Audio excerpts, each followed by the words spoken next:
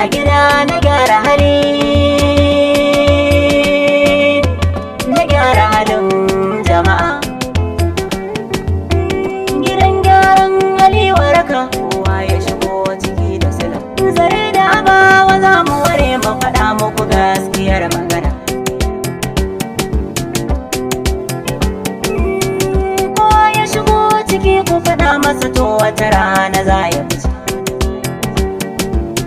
Da duka da ya dami ya yi haƙuri da abin da ya faru za ya wuce.